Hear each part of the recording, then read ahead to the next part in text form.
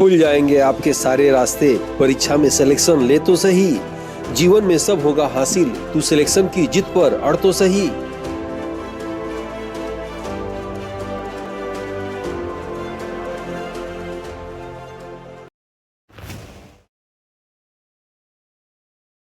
Aditya classes exam गुरु channel में आप सबका स्वागत है। आज हम लोग की क्लास भारतीय इतिहास से रहेगी। भारतीय इतिहास का एक चैप्टर भारतीय राष्ट्रीय आंदोलन जो है, इससे आज की क्लास रहेगी। याद रखिएगा, ये हमारी class assistant professor GS paper compulsory paper के लिए महत्वपूर्ण तो है ही है, साथ में सभी प्रतियोगी परीक्षाओं के लिए ये जो है महत्वपूर्ण क्लास है, क्योंकि लगभग सभी एग्जाम में इससे प्रश्न आते हैं। भारतीय राष्ट्रीय आंदोलन 1885 से 1947 के बीच में आते हैं। ठीक है, तो आइए देखते हैं। सबसे पहले जो है, जैसा कि आप सबको बताया गया था कि भारतीय राष्ट्रीय आंदोलन के छोटे छोटे इन चैप्टर में हम लोग क्लास लेंगे। ये सभी क्लासेस समाप्त हो चुकी हैं, आपको मालूम होगा क्रम में। और आज हम लोग की क्लास यहाँ से रहेगी।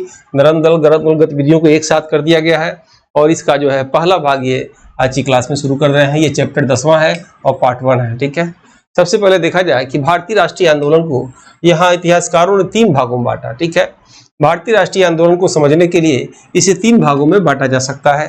पहला चरण 1885 से 1905 के बीच में, इसका जो है उदारवादी चरण कहते हैं। दूसरा चरण 1905 से 1919 के बीच में, इसे उग्रवादी चरण कहते हैं। तीसरा चरण 1919 से 1947 के बीच में, इसे तृतीय चरण कहते हैं। और तीनों चरण का जो है अपना एक उद्देश्य था। इसको समझने के लिए जो उदारवादी चरण था, इसका उद्देश्य क्या था कि सुधार लाना। ठीक है, जब ये लोग देखें कि भारत में सुधार नहीं आ पा रहा है इन लोग की नीतियों से, तो दूसरे चरण में उग्रवादी जो चरण था, इसमें इन लोग का उद्देश्य था कि स्वराज लाया जाए। इसमें भी जब इनको सफलता नहीं मिली, तो तीसरे चरण में इन लोग का उद्देश्य था कि जो है गांधीवादी नीति को अपनाया जाए। ठीक है, तो आइए देखते हैं। इसमें सबसे पहले चरण के अंदर सबसे पहले हम लोग देखेंगे बंगाल का विभाजन। ठीक है, बंगाल का विभाजन कब होता है? 1905 में। ठीक है, अब बंगाल के विभाजन को बंग भंग भी कहा जाता है। जो भी एग्जाम में प्रश्न आ चुके हैं, आएंगे और आ सकते हैं, सभी इस क्लास में कंटेंट जो है डाल दिया गया है। जैसे आपके एग्जाम में सबसे पहले क्या आ सकता है कि बंगाल के विभाजन की घोषणा कब हुआ था। जब ये प्रश्न आ जाए तो आंसर आप लगाएंगे 19 जुलाई 1905 को। ठीक है, उस दिन बंगाल विभाजन प्रभावी कब हुआ था? तो 16 अक्टूबर 1905 को। यही डेट ज्यादा पूछी जाती है। ठीक है, 16 अक्टूबर 1905 का डेट आप याद रखिएगा। उसके बाद 1905 में भारत के गवर्नर कौन थे? तो कर्जन थे, याद रखिएगा। 1905 में जहां ये विभाजन हुआ बंगाल में, तो बंगाल के गवर्नर कौन थे? तो सर एंड्रूज फ्रेजर। ये भी इंपॉर्टेंट है, कई बार आ चुका है, एग्जाम में गलत हो जाता है, ध्यान दीजिएगा। अगर पूछेगा कि बंगाल विभाजन के समय, बंग भंग के समय भारत के गवर्नर कौन थे, तो कर्जन लगाइएगा। अगर पूछ दे कि बंगाल के गवर्नर कौन थे, तो सर एंड्रूज जो है फ्रेजर लगाइएगा। ठीक है, और बंगाल के विभाजन के समय गृह सचिव कौन थे? तो रिजले थे, याद रखिएगा। बंगाल विभाजन के समय पत्रकार कौन थे उस समय? तो WH नेविंसन थे। नेक्स्ट देखेंगे, नोट जो भी होगा इंपॉर्टेंट होगा, उसे आप ध्यान से याद कर लीजिएगा। बंगाल विभाजन का कारण अंग्रेजों द्वारा बताया गया कि प्रशासनिक दृष्टिकोण से नियंत्रण में समस्या आ रहा था, या समस्या के लिए हुआ। अंग्रेज कह रहे थे बंगाल का विभाजन उन्होंने इसलिए किया कि प्रशासनिक दृष्टिकोण से इतना लंबा क्षेत्र हो जा रहा था कि नियंत्रण करने में दिक्कत आ रहा था, इसलिए हमने इसको 2 भागों में बांट दिया ताकि नियंत्रण ठीक से हो पाए। ये अंग्रेजों का कथन था। लेकिन वास्तविक कारण राष्ट्रीय आंदोलन को कमजोर करना व भारतीयों को बांटो और राज करो की नीति था। बंगाल विभाजन 2 भागों में किया गया, पूर्वी बंगाल, याद रखिएगा, और पश्चिमी बंगाल। ठीक है, पूर्वी बंगाल बांग्लादेश त्रिपुरा पूर्व का भाग था और पश्चिमी बंगाल बंगाल का पश्चिमी भाग था। ठीक है, कलकत्ता के सभा में निर्णय हुआ कि भारतीय विदेशी वस्तुओं का बहिष्कार करेंगे और स्वदेशी वस्तुओं का शुरू करेंगे। ठीक है, स्वदेशी समझ रहे हैं, जो अपने देश में बना है, ठीक है, उसको जो है शुरू करेंगे, जो बाहर से बन के आ रहा है उसका हम लोग क्या करेंगे? बहिष्कार करेंगे। अब यहाँ देखेंगे, ये प्रश्न आता है, ये लाइन, रविन्द्रनाथ टैगोर के कहने पर 16 अक्टूबर 1905 को शोक दिवस या रक्षाबंधन दिवस मनाया गया। ठीक है, भारतीय विदेशी वस्तुओं का बहिष्कार करेंगे और स्वदेशी वस्तुओं को शुरू करेंगे, इस बात का वर्णन सर्वप्रथम संजीवनी, याद रखिएगा, संजीवनी पत्रिका में आया, जिसके लेखक कृष्ण कुमार मित्र याके के मित्र थे। 1905 में कांग्रेस अधिवेशन वाराणसी में हुआ, यानी 1905 में कांग्रेस का अधिवेशन वाराणसी में हुआ, जिसके अध्यक्ष थे गोपाल कृष्ण गोखले। आप जानते होंगे गोपाल कृष्ण गोखले महात्मा गांधी के राजनीतिक गुरु थे, और इसमें स्वदेशी की मांग की गई। गोपाल कृष्ण गोखले ने कर्जन की तुलना औरंगजेब से किया और बंग भंग को निर्मम भूल बताया। ठीक है। 1906 कलकत्ता अधिवेशन अध्यक्ष दादा भाई नौरोजी थे के समय स्वराज का प्रस्ताव की मांग किया गया। दोनों इंपॉर्टेंट है, एग्जाम में पूछा जाता है कि 1905 में जब कांग्रेस का अधिवेशन वाराणसी में हुआ तो गोपाल कृष्ण गोखले थे, तो किसकी मांग की गई थी? स्वदेशी की। याद रखिएगा, दोनों मैच करता है, स्वदेशी स्वराज, इसलिए यहाँ से प्रश्न एग्जाम में उठाया जाता है। पुनः प्रश्न आएगा 1906 में कलकत्ता अधिवेशन के अध्यक्ष दादा भाई नौरोजी थे, उस समय प्रस्ताव किसकी मांग की गई थी? तो स्वराज की। तो दोनों पॉइंट याद रखिएगा, पहले क्या आएगा? पहले स्वदेशी की मांग ये आएगा, फिर स्वराज की मांग आएगा। ठीक है। सूरत अधिवेशन की बात करेंगे 1907 में। भारतीय राष्ट्रीय कांग्रेस का सूरत अधिवेशन 1907 में हुआ। इस अधिवेशन के अध्यक्ष रास बिहारी घोष थे। ठीक है। और इस अधिवेशन में कांग्रेस का विभाजन दो भागों में, नरम दल और गरम दल में हो जाता है। गरम दल के नेता लाला लाजपत राय, बाल गंगाधर तिलक, बिपिन चंद्र पाल, और ये इनको लाल बाल पाल कहा जाता है। ठीक है। यानी गरम दल के नेता में मुख्य रूप से लाल बाल पाल थे। ठीक है, याद रखिएगा, और उनका पूरा नाम आप जानते ही होंगे। 1907 में तत्कालीन गवर्नर जनरल मिंटो का कथन था कि सूरत में कांग्रेस का विघटन हमारी सबसे बड़ी जीत है। नोट याद रखिएगा, नोट इंपॉर्टेंट होता है। 1908 में तिलक को मांडले जेल वर्मा में भेज दिया गया, जिसके विरोध में मुंबई के मिल मजदूरों ने हड़ताल किया। और याद रखिएगा, भारत की यह प्रथम राजनीतिक हड़ताल थी, ये भी याद रखेंगे।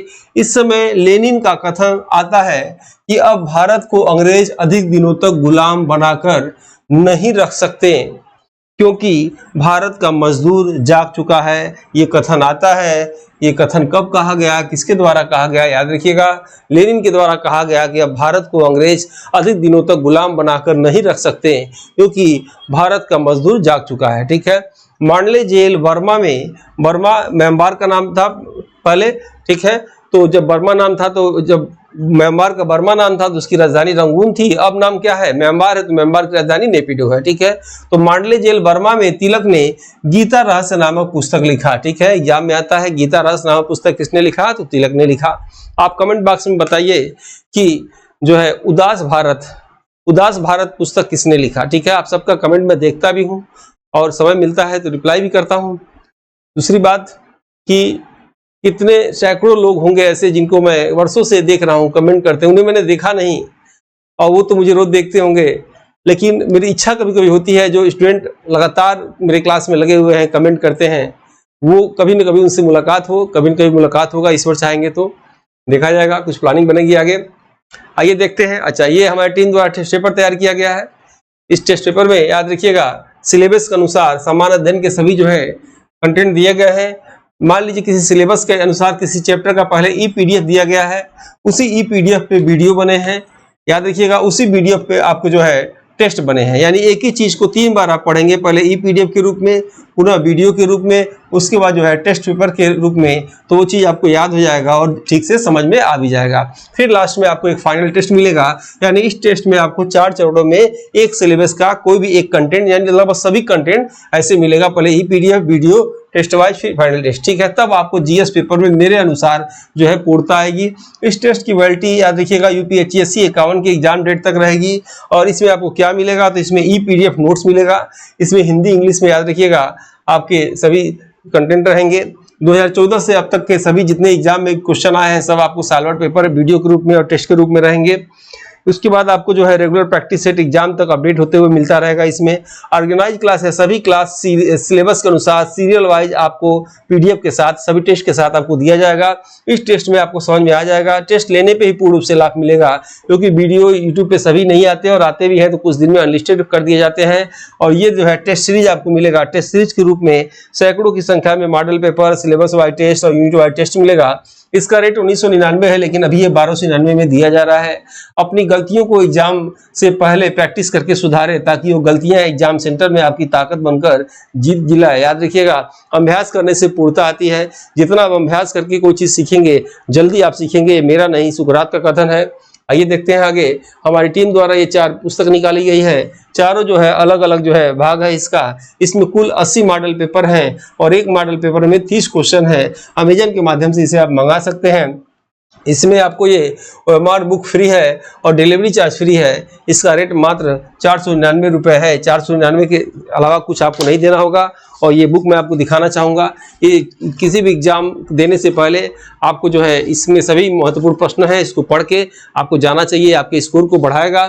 और साथ में आप ये जो है ओएमआर शीट आपको इसमें फ्री मिलेगी। 2-3 बार पढ़ने के बाद इसको भरिएगा, आप महसूस करेंगे कि मैक्सिमम क्वेश्चन जो एग्जाम में घुमा फिरा के आते हैं सब आपको इस बुक में मिलेगा। ठीक है। और जो लोग हमारी टीम से जुड़ना चाहते हैं, ये व्हाट्सएप ग्रुप पे जुड़ सकते हैं, सभी लिंक इस पे भेज दिए जाते हैं। टेलीग्राम ग्रुप पे जुड़ सकते हैं, आने वाले दिनों पे इस पे एमसीक्यू क्वेश्चन कराए जाएंगे। ठीक है। आगे देखते हैं दिल्ली दरबार 1911। ठीक है। दिल्ली दरबार 1911, हार्डिंग के समय दिल्ली दरबार 1911 में लगाया गया। जॉर्ज पंचम और भारत की सम्राट घोषित किया गया। ठीक है। 1911 में बंगाल का विभाजन रद्द किया गया। 1911 में बंगाल की राजधानी कलकत्ता से दिल्ली होगी की घोषणा की गई। यानी जो 16 अक्टूबर 1905 को आप देखे थे बंगाल का विभाजन या बंग भंग हुआ, उसे 1911 में रद्द कर दिया गया। और 1911 में यह भी घोषणा किया गया कि भारत की राजधानी, याद रखिएगा, कलकत्ता अब नहीं रहेगी। कलकत्ता से कहाँ रहेगी? दिल्ली हो जाएगी। ठीक है। इसके पहले भारत की राजधानी कलकत्ता थी, लेकिन कलकत्ता से फिर शिमला भी किया गया था गर्मी के दिनों के लिए। ये डलहौजी ने किया था। भारत की राजधानी कलकत्ता से शिमला किसने किया था? डलहौजी ने किया था। अब यहाँ पूर्ण रूप से मेन राजधानी कलकत्ता से दिल्ली जो है 1911 में घोषणा हो जाती है, 1912 में हो जाती है। ठीक है। याद रखिएगा इस चीज को, अगर पूछे घोषणा कब हुआ तो 1911 देंगे, और लेकिन 1912 में भारत की राजधानी दिल्ली बन गया था। ठीक है।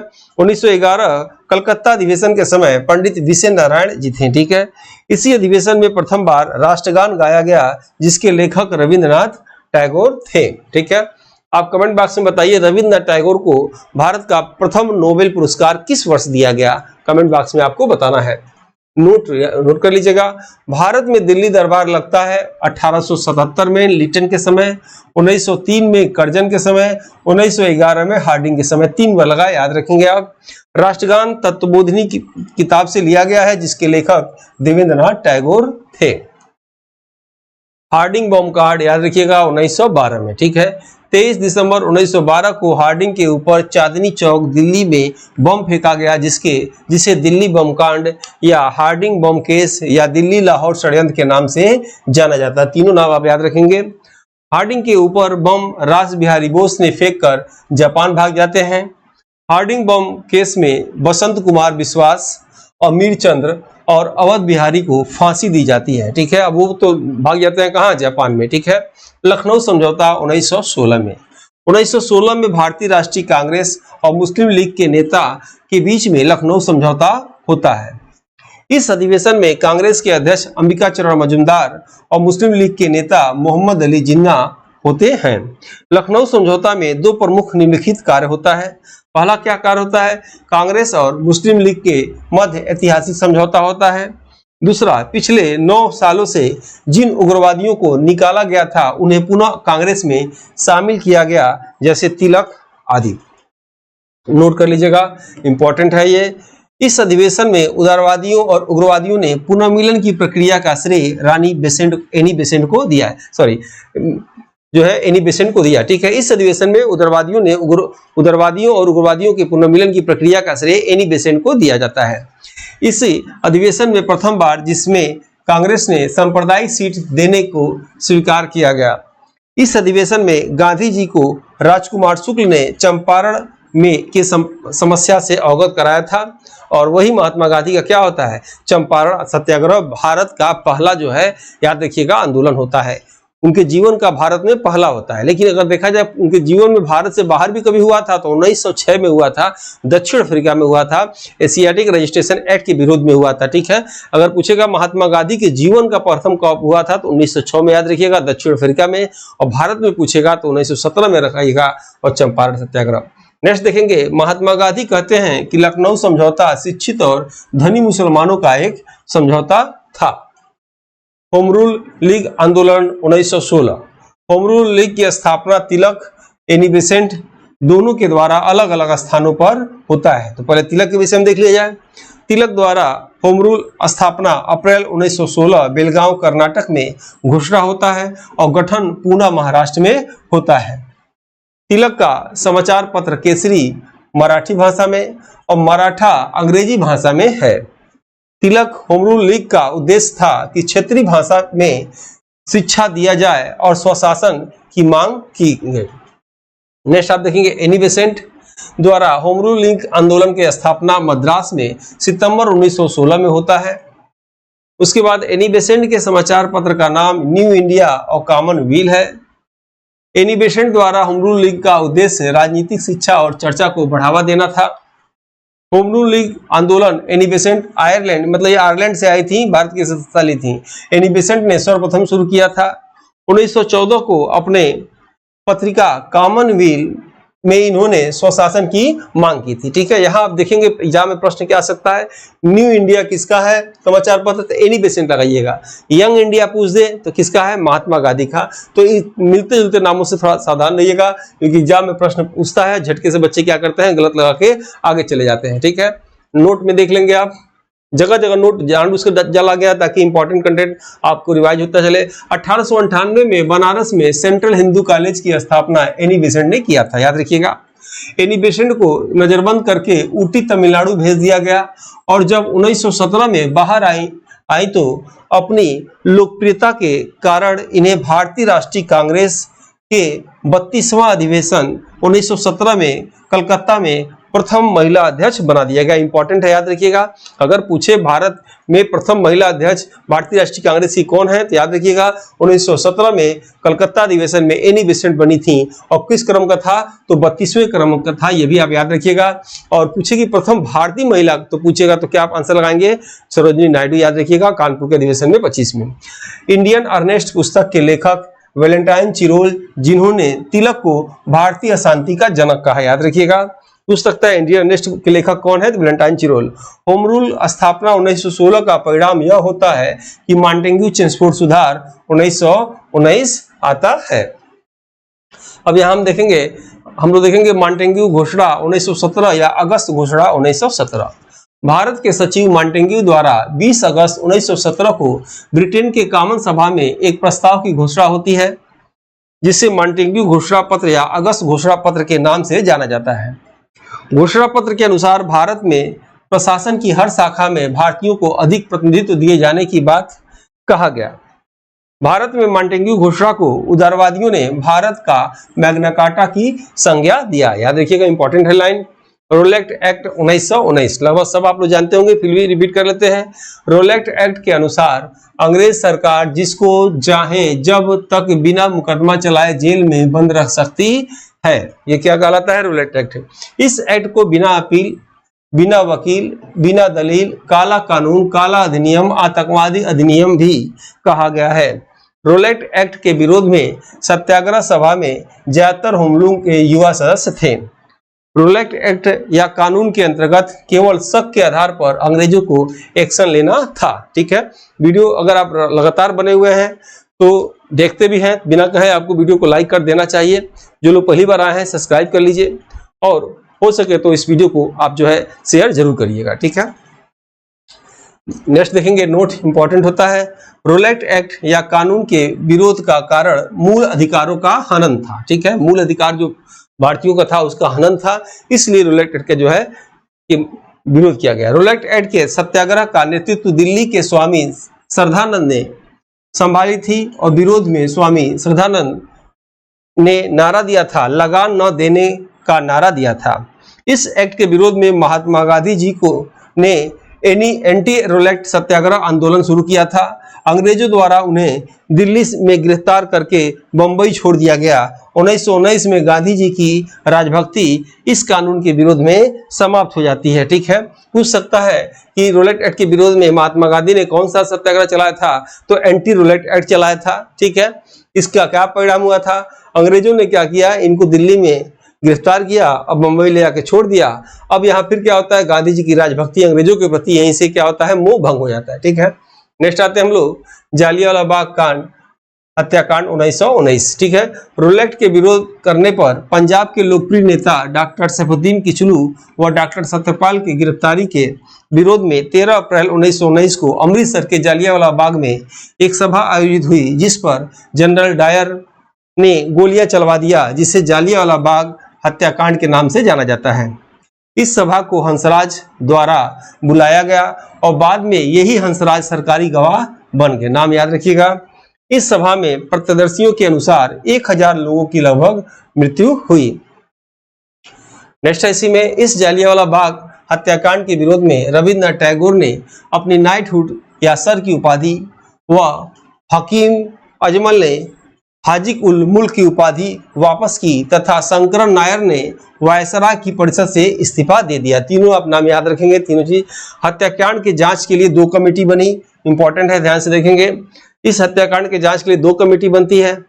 पहले के विषय में देखेंगे, सरकार द्वारा कमेटी बनती है। सरकार द्वारा हंटर कमेटी की बनाई गई, जिसने अपनी रिपोर्ट दिया कि सरकार निर्दोष है। ठीक है, यही महात्मा गांधी का कथन आता है कि पन्ने दर पन्ने निर्लज सरकारी लिपापोती है। ठीक है, उन्होंने कहा जो है पन्ने दर पन्ने सरकारी लिपापोती है। और याद रखिएगा, हंटर कमेटी तो यहाँ आती है, एक हंटर कमेटी आती है 1882 में भी, याद रखिएगा, रिपन के समय। भारतीय शिक्षा अधिनियम 1882 हंटर आयोग की सिफारिश में भारत में लागू हुआ था। याद रखिएगा, हंटर कमीशन 2 बार, 82 में और यहाँ देखेंगे 19 में। 1919 में किस लिए? जालियांवाला बाग कांड की जांच के लिए। और फिर यह कमेटी रिपोर्ट क्या देती है कि रिपोर्ट आता है कि सरकार निर्दोष है। इसी पर महात्मा गांधी नाराज होते हैं और नाराज होकर क्या कथन देते हैं कि यह पन्ने दर पन्ने निर्लज सरकारी लिपापोती है। ठीक है, ये पॉइंट याद रखेंगे आप। कांग्रेस द्वारा तहकीकात समिति, ठीक है, पूछ सकता है, तहकीकात समिति की स्थापना किसके द्वारा किया गया था? कांग्रेसों द्वारा तहकीकात समिति बनाई गई, जिसने अपनी रिपोर्ट में दिया कि सरकार दोषपूर्ण है। वह तहकीकात समिति के अध्यक्ष मदन मोहन मालवीय और सदस्य तैयब जी, CR दास, मोतीलाल नेहरू होते हैं। ठीक है, यानी जो तहकीकात समिति बनती है वो क्या रिपोर्ट देती है कि सरकार दोषपूर्ण है। ठीक है, और इसके अध्यक्ष कौन रहते हैं? मदन मोहन मालवीय। सदस्य कौन रहते हैं? तैयब जी, बद्रुद्दीन तैयब जी, CR दास और मोतीलाल नेहरू होते हैं। ठीक है, नेक्स्ट आते हैं हम लोग। और वीडियो अच्छा लग रहा हो तो लाइक जरूर करिएगा और वीडियो कैसा लगा फीडबैक जरूर बताइएगा। मिलते हैं जल्द हम लोग नेक्स्ट वीडियो में, तब तक के लिए जय हिंद, जय भारत। इस समान अध्ययन की मॉडल पेपर बुक को हिंदी एवं अंग्रेजी दोनों भाषा में तैयार किया गया है, जो कि समान अध्ययन एग्जाम में किसी भी प्रदेश के असिस्टेंट प्रोफेसर एग्जाम, GDC प्रवक्ता एग्जाम के साथ LT grade, GIC, TGT, PGT आदि एग्जाम में सहायक सिद्ध होगा। उपरोक्त एग्जाम के विगत वर्षों के पेपर का एनालिसिस करने के बाद वर्तमान एग्जाम पैटर्न पर इसको अनुभवी टीम द्वारा तैयार किया गया है, जो कि आपके समान अध्ययन जनरल स्टडीज एग्जाम के स्कोर को बढ़ाने में सहायक सिद्ध होगा। इन एग्जाम की कुंजी GS पेपर होता है। इसमें 4 बुक में 80 मॉडल पेपर हैं, जिसमें समान अध्ययन सिलेबस के सभी क्षेत्रों से महत्वपूर्ण व चुनिंदा प्रश्न हैं, जो कि अक्सर एग्जाम में पूछे जाते हैं। इस बुक पैक में आपको एक OMR शीट बुक और अमेजन डिलीवरी चार्ज फ्री मिलेगा। इस बुक के लिए आप 97 95 96 2010 पर व्हाट्सएप में फॉर बुक लिखकर भेज सकते हैं।